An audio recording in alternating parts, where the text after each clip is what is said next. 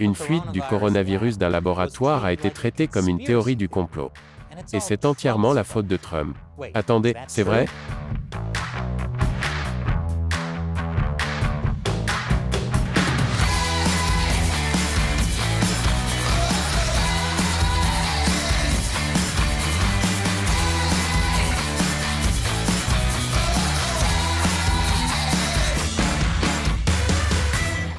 Bienvenue à l'émission Amérique dévoilée, je suis Chris Chappell. L'une des plus grandes histoires de ces dernières semaines est la façon dont le coronavirus pourrait avoir fui de l'Institut de virologie de Wuhan. Tout le monde en parle.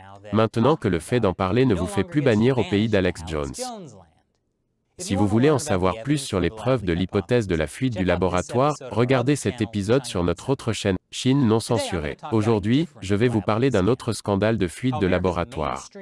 Comment les grands médias américains ont spectaculairement laissé tomber cette histoire. Les médias ne se sont pas contentés de lâcher la balle. Ils ont pris la balle, l'ont envoyée dans leur propre zone, et ont ensuite fait une danse de toucher de balle. Tout en ne réalisant pas qu'ils avaient en fait marqué pour le Parti communiste chinois. Mais maintenant la fuite du labo de Wuhan est passée d'une théorie de conspiration démystifiée à « soudainement crédible », selon les vérificateurs de faits. Et les gens décrivent les actions des médias en utilisant des mots comme « fiasco » et « débâcle ». Il est clair qu'il est temps pour les médias de faire un examen de conscience, d'admettre leurs erreurs et de trouver comment faire mieux. Non. Au lieu de cela, les médias blâment leur méchant préféré. Rick le cornichon. Ok, nous savons tous que c'est Donald Trump. Pendant une grande partie de la pandémie, l'hypothèse de la fuite de laboratoire a été ridiculisée par les scientifiques comme une théorie de conspiration sans fondement, alimentée par le président Donald Trump dans le but de détourner l'attention de la réponse bâclée de son administration à la pandémie. Jusqu'au mois dernier, c'était le récit accepté en ce qui concerne l'idée de la fuite du laboratoire. Oubliez le vaccin Covid. Pour les médias traditionnels, le meilleur moyen de combattre le coronavirus est de blâmer Trump. Il faut bien sauver ses audiences en baisse d'une manière ou d'une autre. Bien sûr, les médias ne faisaient déjà pas confiance à Trump, ce qui a brouillé leurs informations. Mais c'est entièrement la faute de Trump. Un article du Washington Post admet généreusement que certains médias ont surcorrigé la théorie de la fuite du laboratoire. Les médias ont donc qualifié un tas de choses que Trump a dites de « théorie du complot ». Mais cela n'exclut pas qu'il y ait effectivement eu une sorte de conspiration impliquée que nous pourrions ne pas connaître. Réfléchissez-y un instant. L'auteur affirme que ce n'est pas parce que les médias ont qualifié quelque chose de « théorie du complot » que cela ne peut pas être vrai. C'est vrai. C'est pourquoi quand le Washington Post a qualifié la fuite du labo de théorie du complot démystifiée, il a voulu dire que ça pouvait encore être vrai. C'est clairement ce que tout le monde pense en lisant ce titre.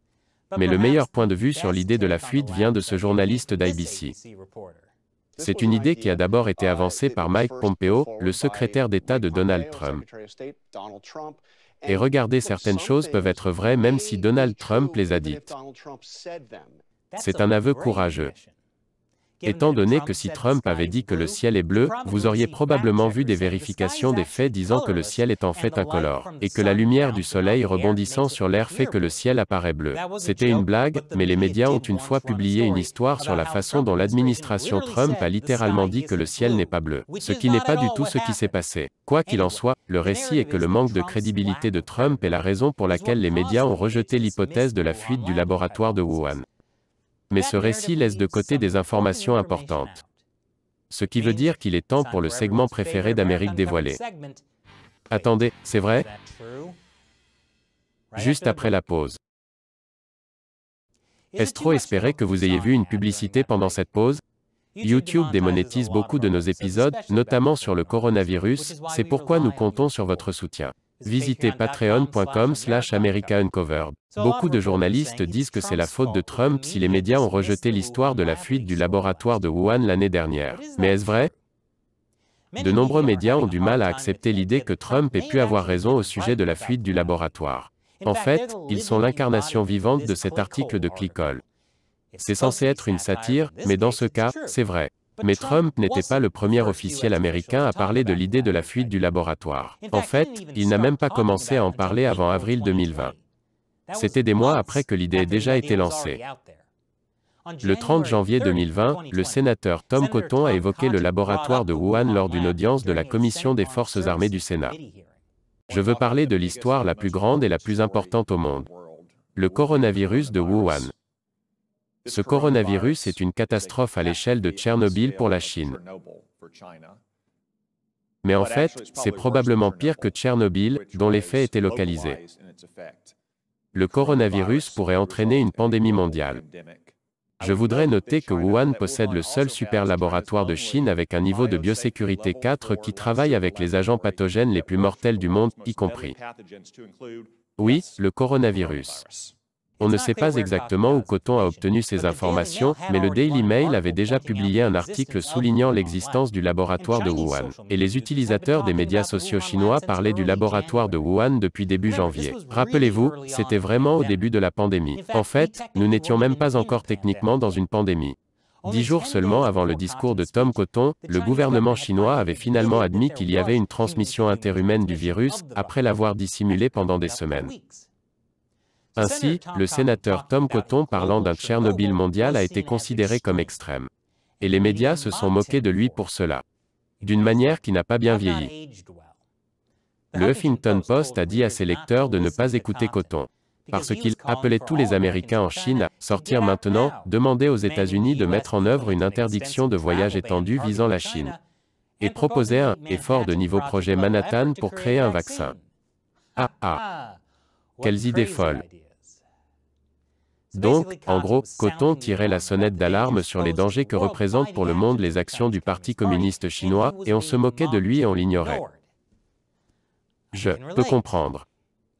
Mais le Huffington Post ne s'est pas contenté de se moquer du sénateur Cotton. Ils ont aussi fait quelque chose qui a condamné la théorie de la fuite du laboratoire de Wuhan dès le départ. Ils l'ont confondu avec une autre théorie. L'idée que le coronavirus avait été développé par la Chine comme arme biologique. Le sénateur Cotton a également suggéré que le coronavirus pourrait provenir d'un super laboratoire chinois qui travaille avec les agents pathogènes les plus mortels du monde, renforçant ainsi une théorie marginale démystifiée qui circule dans les tabloïds et les médias conservateurs, suggérant que le virus pourrait être lié à un programme de guerre biologique. Cotton n'a rien dit à propos d'un programme de guerre biologique. Mais les médias ont continué à insinuer qu'il l'avait fait.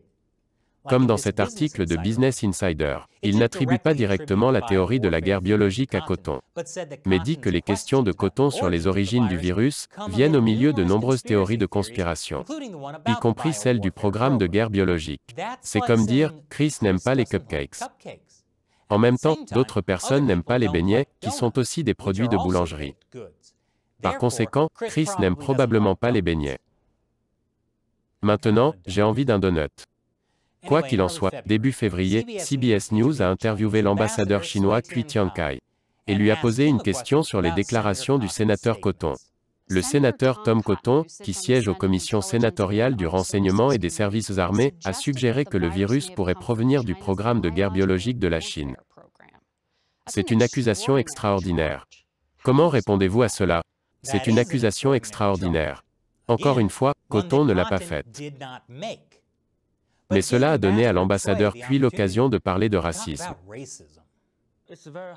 C'est très dommageable, c'est très dangereux d'attiser la suspicion, les rumeurs et de les répandre parmi le peuple. D'une part, cela va créer la panique.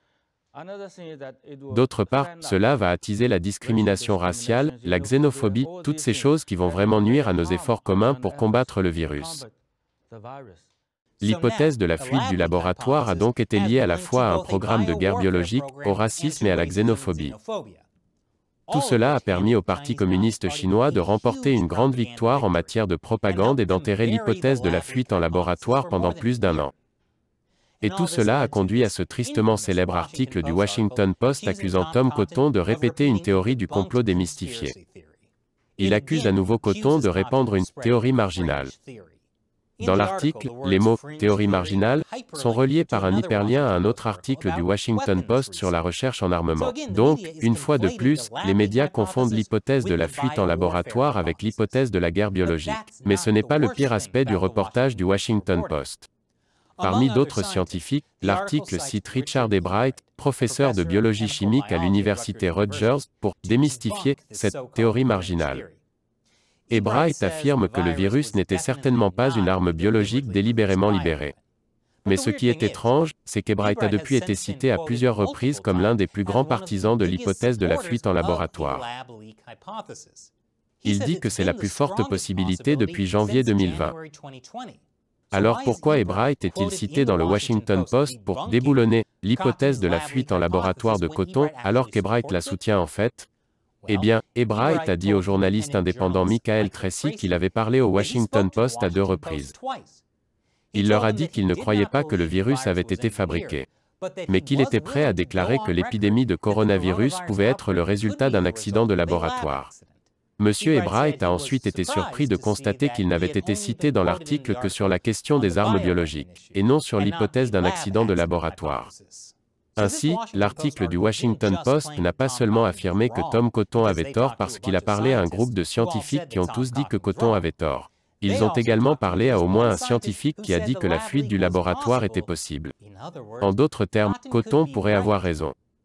Et au lieu de le citer sur ce point, ils ont utilisé ces mots pour faire croire que Cotton avait tort. Maintenant, nous ne savons pas pourquoi le Washington Post a fait ça. Cela pourrait être intentionnel, ou juste de la négligence. Mais cette action a contribué à supprimer la couverture de l'hypothèse de la fuite du laboratoire pendant plus d'1 an. Et ça empire. Après la pause. Bon retour. Au début du mois de février 2020, les médias avaient à plusieurs reprises confondu l'hypothèse de la fuite de laboratoire avec l'idée d'une arme biologique chinoise. L'avaient démystifié en raison de cette confusion, puis l'avaient associé au racisme et à la xénophobie. Tout cela avant que le président Trump ne mentionne publiquement cette idée. Mais, l'expert le plus influent pour écarter l'idée d'une fuite de laboratoire est probablement le docteur Peter Daszak. Daszak a coordonné et rédigé une lettre publiée dans le Lancet le 19 février 2020, signée par des virologues et d'autres scientifiques. On y lit « Nous faisons front commun pour condamner fermement les théories du complot suggérant que le Covid-19 n'a pas une origine naturelle. » Mais Daszak travaillait également avec EcoHealth Alliance, une organisation qui obtenait des subventions du gouvernement américain pour étudier les coronavirus. Et EcoHealth Alliance donnait cet argent à l'Institut de virologie de Wuhan pour qu'il effectue ses recherches. Donc Daszak avait un énorme conflit d'intérêts. Malgré ce conflit, Daszak a déclaré qu'il n'avait aucun intérêt concurrent. Et il a été cité à plusieurs reprises par les médias comme un expert ayant démenti l'idée que le coronavirus puisse provenir d'un laboratoire. Pour une raison quelconque, il a fallu attendre près d'1 an, lorsque Daszak a fait partie de l'équipe de l'Organisation mondiale de la santé qui s'est rendue en Chine, pour que les médias commencent à couvrir ces conflits d'intérêts. Entre-temps, grâce en grande partie à la lettre de Daszak, les médias ont rapporté qu'il y avait un consensus scientifique sur le fait que l'hypothèse de la fuite du laboratoire était fausse, alors qu'en fait il n'y avait pas de consensus. Depuis le début, des scientifiques, comme Richard Ebright, ont dit qu'une fuite en laboratoire était très possible. Ils n'ont juste pas eu beaucoup de temps d'antenne. Puis, à la mi-avril, Trump a commencé à parler de l'idée de la fuite du laboratoire de Wuhan. C'était après que le chroniqueur du Washington Post Josh Rogin ait publié un article sur la façon dont les responsables américains avaient visité le laboratoire de Wuhan en 2018 et constaté de graves problèmes de sécurité. Rogin est l'un des rares journalistes à parler de la fuite du laboratoire depuis le début. Il a cité un responsable de l'administration Trump disant qu'il y avait beaucoup plus de preuves pour l'idée de la fuite du laboratoire que pour celle de l'événement naturel. Et quand Trump lui-même a commencé à dire qu'il y avait des preuves d'une fuite en laboratoire, les médias ont immédiatement opposé Trump aux experts. Bien sûr, les experts doivent avoir raison. Nous savons maintenant que les médias n'ont pas écouté tous les experts. Mais dès que l'administration Trump a commencé à parler de cette idée de fuite de laboratoire, les médias l'ont traité comme moralement répréhensible. L'utilisation par Trump de termes tels que le virus chinois a permis de relier facilement la théorie de la fuite de laboratoire au racisme et à la xénophobie. Personne n'a jamais accusé Trump de faire preuve de trop de tact. Mais le résultat a été que quiconque a mentionné la possibilité d'une fuite en laboratoire a été discrédité et ignoré. Un groupe de scientifiques a essayé d'attirer l'attention sur ce sujet, mais s'est heurté à des refus répétés de la part des revues scientifiques. La situation était telle que l'ancien directeur du CDC, Robert Redfield, a déclaré avoir reçu des menaces de mort, mais le problème avec la façon dont les médias ont couvert l'hypothèse de la fuite du laboratoire de Wuhan n'est pas Trump, ou Cotton, ou même Daszak. Le problème est que dans notre culture politiquement correcte, qui dit quelque chose est plus important que ce qui est dit. Dans cette culture politiquement correcte, la première façon de discréditer un argument est de discréditer plutôt la personne. Et quand il s'agit de Trump, tout ce qu'il dit est automatiquement discrédité. Donc, si Trump trouve quelque chose de crédible, les journalistes ne le feront pas. Ensuite, l'argument est lié à Trump, puis toute autre personne qui présente le même argument est discréditée parce qu'elle a fait la même chose que Trump. C'est un cycle sans fin. Ce qui est génial. Au moins pour les audiences de CNN. Que pensez-vous de l'hypothèse de la fuite du laboratoire de Wuhan et de la façon dont elle a été couverte par les médias? Faites-le moi savoir dans les commentaires ci-dessous. Et merci d'avoir regardé cet épisode d'Amérique dévoilée.